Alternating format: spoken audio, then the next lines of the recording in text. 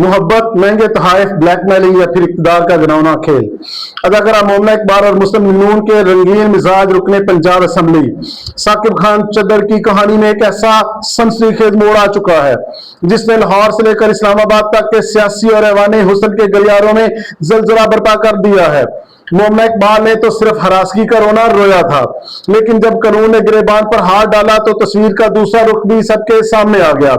अब ये मामला सिर्फ धमकियों तक महदूद नहीं रहा, बल्कि इसके तार गैर कानूनी इंसानी अज़ा की स्मगलिंग यानी गरीबों के गुर्दे बेचने के मकरूह धंधे से भी जुड़ते हुए दिखाई देने लग गए हैं।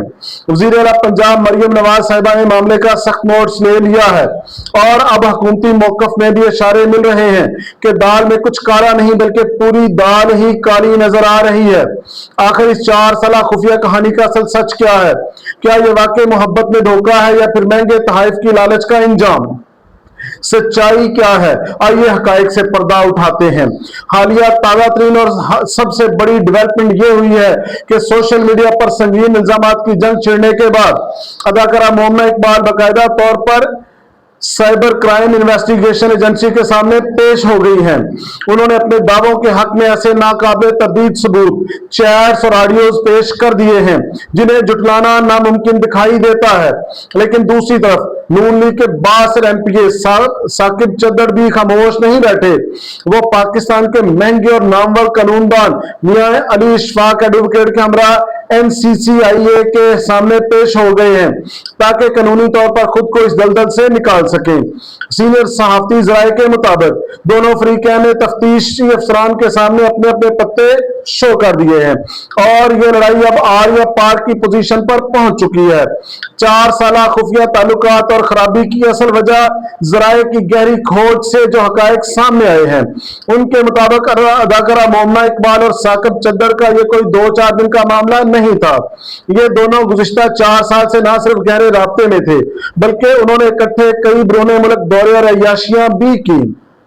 बात सिर्फ दोस्ती तक महदूद नहीं थी, दोनों बकायदा शादी के लिए रजामंद हो चुके थे और मामला भी तकरीबन हतमी मराहल में दाखिल हो गए थे। तो फिर अचानक ये प्यार, नफरत और कानूनी जंग में कैसे बदला? असल कहानी यहां से ही शुरू होती है। जब दोनों के ताल्लुकात अरूज पर थे तो साकिब चद्दर ने अदाकारा पर महंगे तरीन तोहफे, ब्रांडेड चीजें और नकदी निछावर की।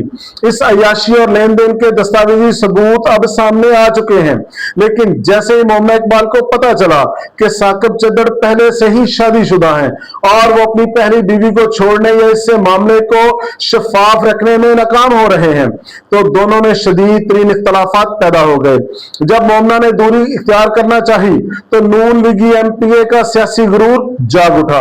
मुबैना तौर पर डराने, धमकाने, कैरियर तबाह करने और सोशल मीडिया पर बदनाम करने का वो सिलसिला शुरू हुआ जिसने अदाकारा को जहनी मरीज बनाकर रख दिया।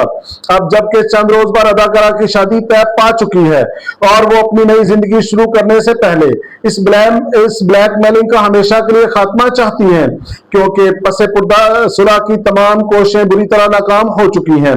कहानी सिर्फ एक अदाकारा को हरासा करने तक महदूद रहती तो शायद इसे कोई जाती मामला कहकर दबा भी देता, लेकिन कानून के हाथ जब नून लीग के इस एमपीए की गिरेबान तक पहुंचे तो एक और खौफनाक इंकशाफ हुआ।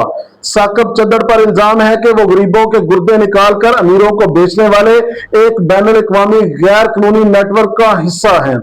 सोर्सेज के मुताबिक ये शख्स तकरीबन 15 से 18 ऐसे गैर कानूनी ट्रांसप्लांट करवा चुका है जहां गरीबों की मजबूरी का फायदा उठाकर उनके गुर्दे फरोख्त किए जा चुके हैं। ये कोई जबानी कलामी हवाई इल्जामात नहीं है बल्कि ये बाकायदा तौर पर डॉक्यूमेंटेड और रिकॉर्ड का हिस्सा बन चुका है। दिलचस्प और अफसोसनाक बात यह है कि जब मोमना इकबाल ने शुरू में इदारों को इस हरासगी और धमकियों की शिकायत की तो बासर नून लीगी एमपीए होने की वजह से एक्शन लेने के बजाय उल्टा अदाकारा को यह कहकर